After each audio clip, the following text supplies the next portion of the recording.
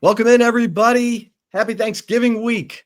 I am Chip Brown of Horns247.com, joined as always by Eric Henry of Horns247.com. And today we are previewing Texas and Texas A&M, the Lone Star Showdown, Saturday night at Darrell K. Royal Texas Memorial Stadium, 6:30 on ABC. We bring in Carter Karels of Gig'em247.com. Carter, happy Thanksgiving. How you doing?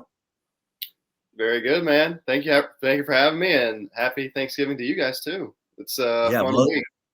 it's been a really happy Thanksgiving and a happy football season for these Texas A&M Aggies, 11-0 and sitting on top of the world just about. I mean, look, it's Ohio State, it's Indiana, it's Texas A&M. Um, I vote in the Football Writers Association Super 16 poll. I've had Texas A&M as my number one team for about a month. And um, I just think, you look at what they bring to the table, and we'll let you say it, but let's start on offense, Carter, with Marcel Reed and these explosive receivers. I mean, talk about hitting gold in the transfer portal. Casey Concepcion, Mario Craver, Roman Bethel Johnson. Your thoughts on this Texas A&M offense? Yeah, it's kind of crazy to think back to this game last year because it's just night and day difference. I mean, I remember in this game last year, like A&M couldn't get separation at all at receiver. They were not good at that position. They go in the portal, and you're right, they struck gold. Casey Concepcion was already a proven, pretty great receiver. Mario Craver was a true freshman last year at Mississippi State who showed flashes, but certainly was not like this proven guy as far as like an all conference type receiver goes. And both of them have played at such a high level and given them the exactly what they needed: explosive plays, separation, yards after the catch. Uh, they have really done it all. And Ashton Bethel Roman, true sophomore, didn't really play a lot last year, but has really come on these last 5 games for A&M after kind of starting slow to the season. So, yeah, they've got 3 receivers that can really do it all against the defense, and any of them can go for 100 yards. And and when you tack that on to a running game that's been as good as A&M's, it's hard to figure out like what do you take away, because if you key on the running game, okay, well, Casey Concepcion, you don't want to have him in one-on-ones. You don't want to have Craver running loose on the back end and Ashton Bethel Roman. But if you key on those guys, well, then you're going to be running the ball for 200, 250 yards. So it's a catch-22 for a lot of defenses. And 10 straight games, A&M's had 400 plus yards. I think in all but one game they've had 30 plus points. In 6 games they've had 40 plus. So they've managed to do it against pretty much everyone this year. And yeah, it's just way different than what this Texas team saw last November. Carter, I kind of, pick up where Chip left off there and talking about, kind of the growth of this Texas A&M team. Could you talk about this offensive line? Because, I'll never forget the quote from Mike Elko after last year's Lone Star Showdown, talking about being physically annihilated by Texas, right? Well, this time around, Texas A&M's offensive line is certainly one of the best in the nation. Can you talk about the Aggies' offensive line and just how much of this game is going to come down to winning at the line of scrimmage? Yeah, and he wasn't lying, man. They were physically annihilated last year, and they returned their top 7. You could say 8 if you include a guy who didn't really play last year, but they brought back everybody that contributed on their offensive line, and guys who you see as NFL talents. Trey Zune at left tackle also plays center. Like, that's going to be a draft pick. Armaje Reed Adams, maybe the highest draft pick on the offensive line at right guard. Chase Pasonis may not be this upcoming draft, but the next draft I would expect him to be selected. And Demetrius Crownover, at right tackle, being a 3-year starter, I think has played as well way into the draft conversation. So not only do they have the talent, but they also have the depth where, you know, it's kind of like I don't know if it's controversial, but a lot of people have that philosophy of like, hey, you play your 5 guys and stick to them. But A&M hasn't done that. They've said, hey, we're playing as many as 9 guys up front and rotating them. And, you know, see a guy as talented as Reed Adams come off the field for entire drives. And I think the philosophy has been keeping them fresh, you know, wearing down opponents as the game has gone on. And you've seen it. Even when they don't run the ball well at the beginning of games, they always seem to run the ball well at the end. And the sacks and the TFL numbers are pretty staggering because not only are they one of the best at not giving up sacks and not giving up TFLs, but the defense is one of the best. They lead the country, or actually I think they're number 2 now in sacks, number 2 in TFLs. So you combine that. It's hard to lose games when you've got like 4 or 5 sacks and then you're not giving up sacks. And I remember there was a 5-game stretch where I think A&M had 18 sacks and had only given up 1 in SEC play. I think it's starting from the Auburn game and through the next 5, or maybe it was after the Auburn game, the next 5, it was 18-1. And so that's where, for as much talk as there's been with A&M and its explosive offense and all that, many of their much of their success this year has been because of the trenches and what they've been able to do up front. And, you know, one other thing is last year when they lost Le'Veon Moss, this team could not recover. They obviously didn't have Reuben Owens either at that point. Jamari Morrow's a true freshman this year, has been good. He wasn't on the team. So they didn't have the depth. They didn't have the horses to really withstand that injury. And the offensive line just wasn't quite good enough yet to maybe carry this, you know, running back group. This time, though, they lose Le'Veon Moss, and you almost hardly notice. They're still running for 200-plus yards almost every game, and they're getting every 3rd and 1. They're getting every 4th and 1. That's not something that this team did last year. And we think it'll be Reuben Owens on Friday. Le'Veon Moss, not likely. What's the latest? Yeah, that's the expectation. I asked Elko about it yesterday. He said probably not when it comes to Le'Veon Moss. Now, he's been pretty coy, and sometimes he'll tell you something, and it ends up not being true. So you always have to keep an eye on it. You know, the SEC availability report comes out tonight. I would think he'd probably be doubtful. Maybe keep the door open. Maybe he ends up being a game-time decision. But I think even if he plays, probably not going to have a big workload. And, you know, he has shown progress. Like he started off in the boot.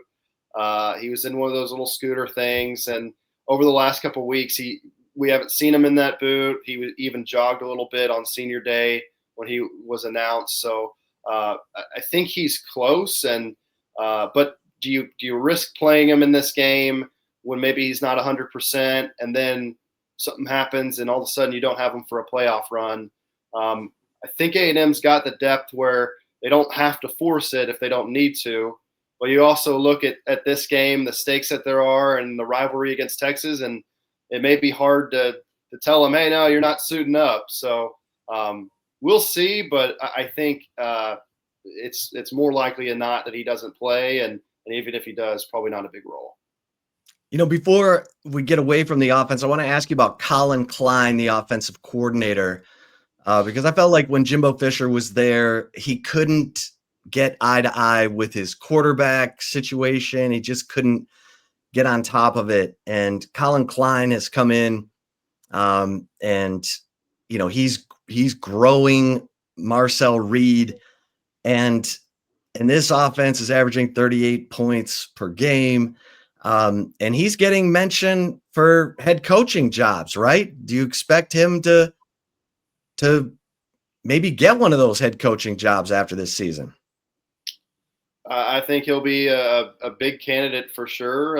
You know, we've heard his name with Oklahoma State.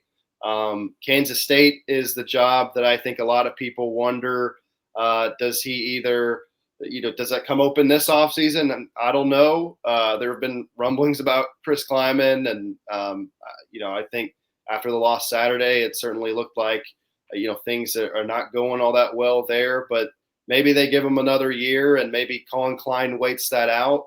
But I'd like to think he's a pretty attractive candidate. And now you have 9 Power 4 openings, not including the Virginia Tech one that was just filled by James Franklin. So there's a lot of suitors. And I would think for Colin Klein, though, he's done enough to where I don't think he'd be leaving for a UAB type job. I think he'd probably be headed to a Power 4 kind of job.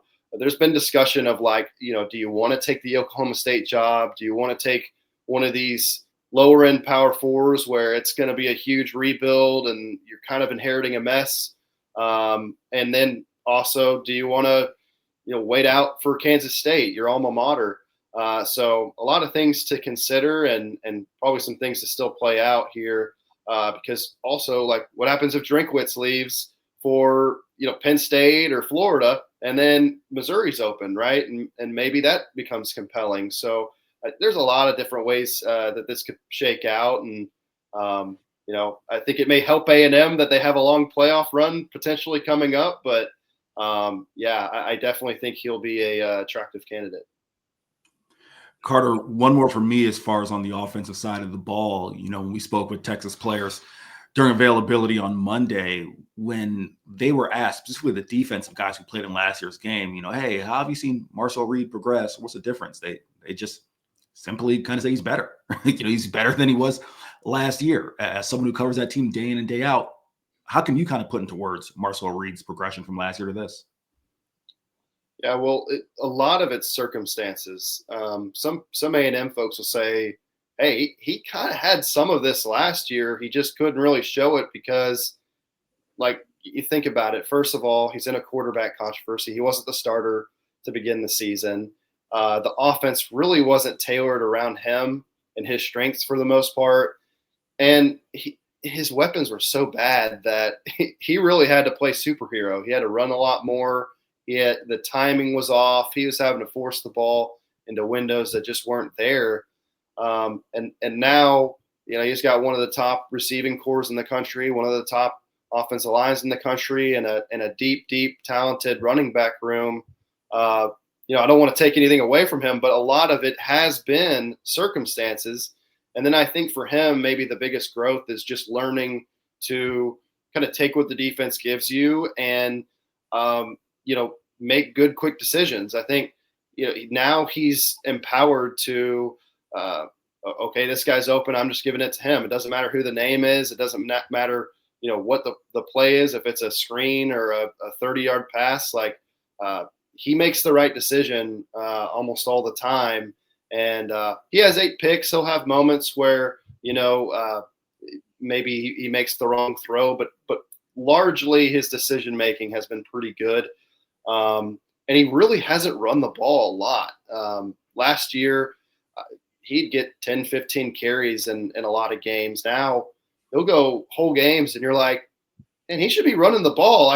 He's really special as a runner, and he's not even running at all. And part of that's been to keep him healthy, but part of it's also been, he's not just kind of that runner. A lot of people kind of thought that maybe he's just a running quarterback going into this year. And I think the growth too for him mid-season, because at the very beginning, he did have some struggles. He struggled with his accuracy. His deep ball was one of the worst among the Power 5 from an accuracy standpoint early in the year. And he's really cleaned that up. And A&M hasn't done a whole lot of deep shots, maybe as much as they did earlier, but the ones that they have done, he's been on the money for the most part. And so, it's a lot of different things, but for me, a lot of it's circumstance and confidence, and the offense being more tailored around him, and him just taking what's given to him and making the right decisions.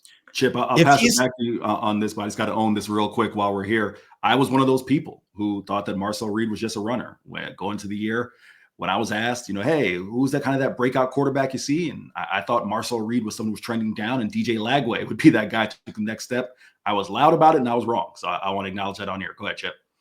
Well, I want to ask you, Carter, I mean, if Marcel Reed is going to be a Heisman Trophy finalist, what would you say was his best game, or what's been his best game up to this point?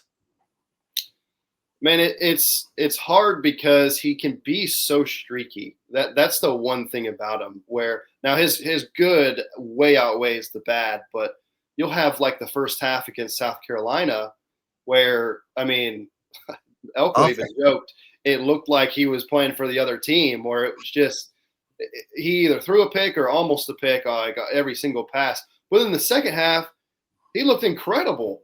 And so could you pick the South Carolina game? It's hard because it's like, well, he was so bad in the first half, but so good in the second. So that's one that comes to mind. Notre Dame, he was 17 of 37 in that game and missed a ton of deep throws. I mean, they honestly should have scored like 60 in that game, but he missed so many wide open receivers down the field. And yet, at the very end of the game, when it mattered the most, he marched the team down the field on a 4th and goal at 11. Throws a beautiful ball to Nate Borkercher one-on-one and gets the job done. The Arkansas game's another one that comes to mind, where the defense was so bad that game, and A&M almost had to score every possession in the second half, and they did, and largely because of him. LSU, 35 unanswered points in the second half. So there's a lot you could point to. I think if there was a defining moment, it's either that drive against Notre Dame or it's that second half against South Carolina. For a large part of the season, it was Notre Dame for sure, but that South Carolina second half was just so crazy that it almost seems like it has to go there, because that was the game where A&M's been pushed more than it's ever been pushed, being down 30-3 at half. And as far as the Heisman goes, I still feel like he's got to have another Heisman moment, whether it's against Texas or in the SEC championship game. This is a highly contested race, and Mendoza seems to be the front runner, and Julian Sand may have something to say if he has a good Big Ten championship game. So when it's this close, he probably has to have one or two more moments that kind of separate him, and I think he'd probably have to go 13-0 too for him to win the award. Well, let's get to the A&M defense, because Cassius Howell, Torian York, give us some of the X factors on defense if A&M is going to have their way with Arch Manning on Friday night. Who are the guys on defense who have to step up? Well, Cassius Howell's the big name to know. Tied for second nationally in sacks with 11.5, and he's been that guy for this defense that going in this year, if you had to pick one guy that could emerge as kind of that superstar, it was him. And he has lived up to or surpassed all expectations, even though they were high going into the year. And against the Texas offensive line that has had struggles at times this season, he could be poised for another big performance. I think this secondary, certainly like Arch Manning has shown a lot of improvement in recent weeks. And when you're going up against guys like Ryan Wingo, you're going to be challenged. And this secondary can be had. There are, certain deficiencies that you can exploit. I mentioned it in my Q&A with Eric earlier this week that, if you can get this defense in space a little bit, they can struggle to tackle at times. There are certain coverage deficiencies. Nickel, Tyreek Chappelle has struggled at times this year. Des Ricks, it always seems like he's right there on 50-50 balls, but he can't ever finish it. He can't ever kind of make that play. So if you can get him one-on-one down the field, you can have success there. And Will Lee can be a little handsy in coverage. He's a physical cornerback, but you can get some DPIs on him if you test him with some of those vertical routes.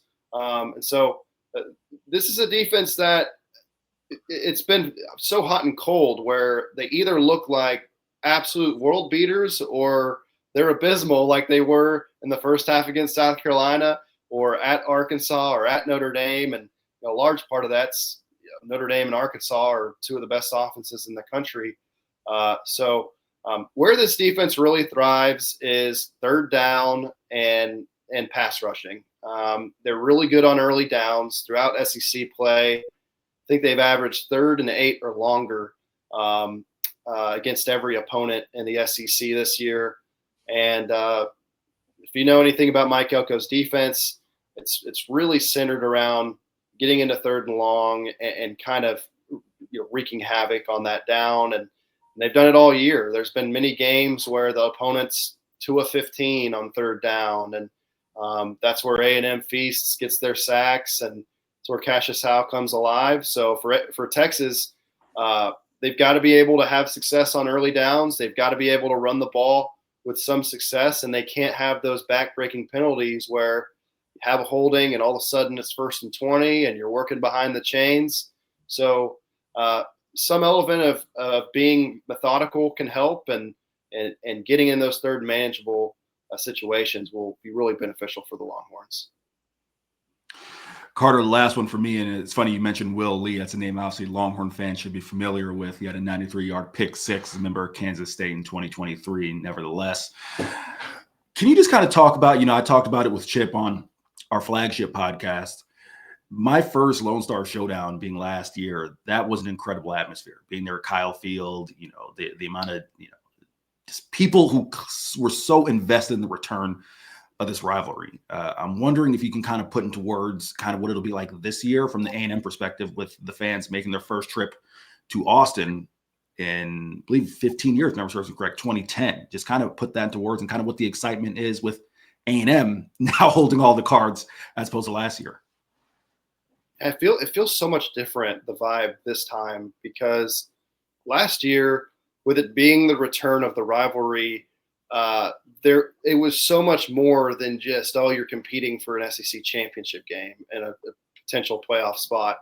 For A&M, it was like, we've got to prove that we've been the better program for those 15 years, and that we're the SEC team and you're the Big 12 team. Like, there was so much pride that went into that game, and for them to not be able to get it done, I think was really disappointing. Just even beyond not making the SEC championship game and all that. This time, the game's certainly still very important, but A&M's 11-0. They lose this game, and they still could host a playoff game. They still even could make the SEC championship game. And so, of course, this is still going to be a big one. There's going to be that revenge factor. And obviously, when it relates to seeding and SEC title game hopes, like, this game, you're probably going to have to win it to make the SEC title game to get a first round bye. So still a lot of importance there. But I think that there's not as much pressure maybe as last time, where not only is it do or die, but it's first game in 15 years. You better win it. And especially at home, where like you couldn't get it done back in 2011. And this is your chance to kind of vindicate it. So a little bit less pressure there, and I think that will help A&M. At the same time, though, Texas, too, will be playing with their backs against the wall. You mentioned this in your Q&A, that they may have to win by double digits to make the playoff. It might need to be a convincing win for them, and so they'll be going all out, too, and yeah, it should be a fun one this Friday. Carter, as far as special teams, Casey Concepcion, 2 punt returns for touchdowns, just like Ryan Niblett. How do you see the special teams, and what, give us the highlights and lowlights for A&M special teams? There's a lot of highlights and there's a lot of lowlights when it comes to A&M special teams. Casey Concepcion obviously being the highlight. This could be a game where, with a 2-point spread, special teams with what these teams can both do, especially on returning, that could be the difference in this game. And Concepcion, I'm still kind of surprised that the teams are punting to him, because he's such a hard player to bring down So it's not just the fact that he is, shifty and elusive and fast, straight line, but he's also, even when you get a hand on him, he's hard to bring down, and it makes him so effective as a punt returner. Kickoff returning, Terry Bussey has been very good at it this year too. Had a touchdown against Notre Dame. They got called back from a holding penalty, and has had a few other big returns this season. But the low light is at field goal kicking. It's a college kicker situation for the Aggies. It's been a roller coaster. They started off with Jared Zirkle as their starter, a Georgia transfer, which was a big surprise because Randy Bond had been the starter for the previous 3 years and was coming off his best season of his career. And then Zirkle misses an extra point in the second game of the year, comes down with a groin injury, and they give the job to Randy Bond, who struggles initially. Then he has a good stretch for a few weeks. And then against South Carolina, he misses 2 field goals, including a 24-yarder. And we asked Mike Elko about it last week, and he said, "Oh, Randy Bond's still the guy." And then that Saturday, he was not the guy. They benched him, put Zirkle back in. So it's been a little bit of a merry-go-round of the kicking situation for A&M. Zirkle missed his first field goal from 37, I think, and then he made his next 2 to finish the game. And then Randy Bond had a kick out of bounds in the game last week. So whether it's kicking the ball out of bounds on kickoffs, whether it's field goals, it's something to watch because, again, in a game that's a 2-point spread and could be decided on special teams, A&M's got to make them. And so I would expect when they're in Texas territory, when they've got short distance situations on 4th down, they might be going for it. And unless it's a chip shot, they might be a little bit more aggressive on 4th down. And if it's anything within 40 yards, A&M's got to make it. Anything outside of 40, I just do not have confidence that they can get it done right now. Well, last thing, how do you see this one playing out? Give us a prediction, if you will.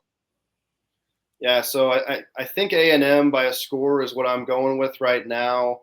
I just think they're the more complete team. I think Texas right now has ascended in some ways. Outside of the Georgia game, they've won their last 5 out of 6. I think their defense might be a bit of a concern as far as giving up 30 plus the last 4.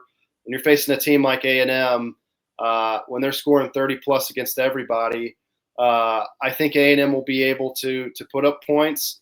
But I also think Manning has done enough where he should give this defense some trouble. And I expect it to be a back and forth kind of game. But in the end, with Texas's issues running the football and penalties, I think A&M will make enough plays down the stretch to come out in the end.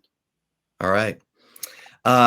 Great stuff. And thanks everybody for tuning in to this episode of the Flagship podcast previewing Texas and Texas A&M Saturday night at 6:30 on ABC.